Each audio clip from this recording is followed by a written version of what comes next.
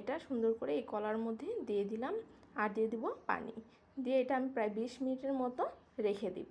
রেখে দেওয়ার কারণে কষটা বের হয়ে যায় আর কলার যে কালারটা আছে সেটা কিন্তু নষ্ট হয় না, যেমন কালার তেমনই থাকে, দেখতেও ভালো লাগে, খেতেও ভালো লাগে।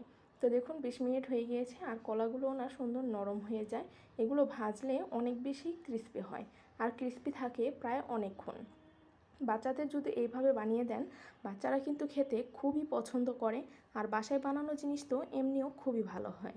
তো এবার আমি একটা কড়াই নিয়ে নিয়েছি, কড়াইতে ডুবো তেল দিয়ে দিলাম। এবার তেলের মধ্যে আমি যে চিপসগুলো আছে সেগুলো দিয়ে দিব। দিয়ে আপনারা একটু আঁচটা কমিয়ে সময় নিয়ে ভাজবেন, তাহলে কিন্তু অনেকক্ষণ পর্যন্ত ক্রিস্পি থাকে এই চিপসগুলো। বেশি তাপ দিয়ে ভাজলে কিন্তু পুড়ে যাবে, আবার ক্রিস্পিও হবে না, দেখা গেছে আপনার বেশি সময় পর্যন্ত ক্রিস্পিও থাকবে না। অবশ্যই চুলার হিটটা একটু কমিয়ে তারপর এটা সময় নিয়ে ভেজে নেবেন। তো এবার এটা